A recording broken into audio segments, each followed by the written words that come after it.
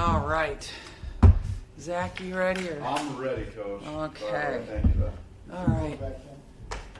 Yeah. Thank you. All right. Well, we're excited to get going this week. I know the players are really excited to get going. Just having the opportunity to play against somebody different. Last week, we had our exhibition game. I thought it went really well. But now it's an opportunity to go against a Division I school, hosting New Hampshire. They return everybody from last year. And then turn around on Thursday, play Samford, and then we play Sunday at UNI. So it's a really busy week with 3 games. Basically, within the week, an incredibly, tough schedule to begin with as far as just not having a lot of time to prep for each game, and then, worrying about fatigue at the end of the week playing at UNI. And UNI is a tough place to play. We've always had a really challenging game over at UNI. Now that you've had time to go back and kind of look at the film from the exhibition game, what were your biggest takeaways from that? There was a lot of good things. I think we had some really good bench play. We shot the ball very well. We executed better for this early in the year than I thought we would, but I think it's probably because, we do have 5 starters back, and that really does help. What did you see from O'Grady off the bench? She looks like she had a good game statistically. She had a great game. Absolutely. I agree with you. She had a great game statistically. She shot the ball well. She looked confident out there. She ran the floor well. And so, it's one game, and we're hoping that we get many more of those out of her. But, as a freshman, sometimes you're up and down a little bit, and we have to ride that wave a little bit. Do you forecast she'll get some more playing time with Goodman obviously out?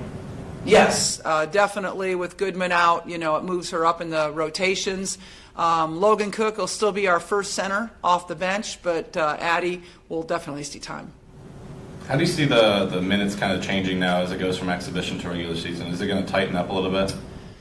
It depends on the game. If we have the game in control, obviously you go deeper in your bench. But as it gets, usually that's how it kind of plays out as the year goes on. Your core 8 or 9 usually end up playing a few more minutes than everybody else. But early in the year, you're still trying to test things out, right? And so you still want to try different lineups and different people and give them an opportunity. And what did you see from the defense during the exhibition game? I know it was not necessarily the best opponent. How much stock do you put into that performance? Yeah, well, what I put into it is that we kept our intensity, we kept our focus, we kept our energy, and sometimes those things are hard to do when you have a big lead, especially in the defensive end where it just requires sheer energy and desire to get it done. So I was happy with that, but you're right. I mean, they didn't shoot the ball well. Was that them or was that us? Hopefully it was a little bit of both, or hopefully it was a little bit of us at least. And so we know the competition gets much better this week. Do you find it a little hard to kind of prepare for early season games? Because I know you would say your team has improved a lot over the offseason. You can look at an opponent's film from last year, but you don't really know how much they've improved. Is that a challenge early in the season?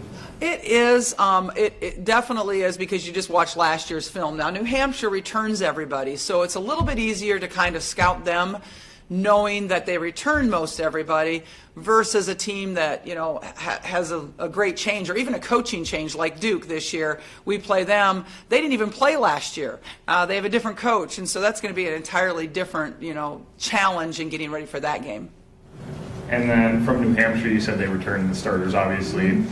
What have you seen? How much film have you watched from them, and what do you kind of see as the challenges you'll have to face against them? We just watched basically a couple of films from last year, and usually we'd watch 5 or 6, but again, things can change over the year. People can change, people can improve, coaches can tweak things, and so we weren't going to spend 6 films watching. So we watched a couple of films. The things that we have to concern ourselves with early in the year is how much junk defense they play. We've seen a triangle and 2, we've seen a 1-2-2, we've seen a untraditional 2-3 zone, and so as well as player. So will they have all that in by the beginning of the year? I don't know, but we have to prepare for it as if they will. And how does that help you maybe for later in the year, knowing that you have to prepare for all these defenses so early? Absolutely. You want to play against teams that are going to give you different styles, and so that does help. You're right. Coach, going off of Chris's last question, just what would you identify as maybe what you guys need to focus on, your keys to getting a victory here tomorrow night? Well, I think we need to push. I don't know how good they are in transition, so us being up-tempo is always a key. We love to push the basketball. We're usually best in transition, so getting out and running, getting the ball inside. We have a height advantage, and we need to use that. We've got depth at that position as well, as long as Logan and Addie are playing as well as they are right now, or what we've seen in practice. So we need to get the ball inside, and then really it's just, to me, it's executing on the defensive end, having good communication, getting to help side a little bit better than we did the first game. Good. And then just going back to the fans coming back to Carver, obviously against Truman State they were here, but how nice will it be just to have them back for a game that counts? Yeah, and it could be a really exciting game since it's a doubleheader with the men's, that we have even a bigger crowd than we normally would. So that's pretty exciting. Yeah, I mean, it's just the energy that our fans bring is amazing. I mean, when you're in the top 10 in the country in attendance for women's basketball, that's exciting. It's exciting for recruits, an exciting atmosphere. It's intimidating for our opponents to come in and play against, because I'm sure New Hampshire doesn't get to play in too many arenas that get as many people as we do. So it's just going to be really fun to have everybody back on Tuesday. And then obviously going to Sanford, you only have a 1 day prep for them. Is that going to be mostly just working on your own things, or is that film? How are you going to kind of approach that? Yeah, you're right. Usually we would, if we had a 2-day prep, work on our improvements and work on the opposing team. But with a 1-day prep, we'll probably just focus on Samford. We have, watched their films from last year, and so sporadically during the practices, we've worked on things really without the players even really knowing that we were. So with the 1-day prep, we'll kind of more focus on them, and I have to be very conscious of their legs at that point, and just making it more of a mental prep than a physical prep. Anything else? Thanks, you guys. Thank you. Thank you. Caitlin. Hey. How you doing this morning? You want her up there, or do you want her? Yeah. Okay, go ahead. Get her on stage. Yeah. Or also I said. Yeah. I'll be back. I'm gonna go see your mom face.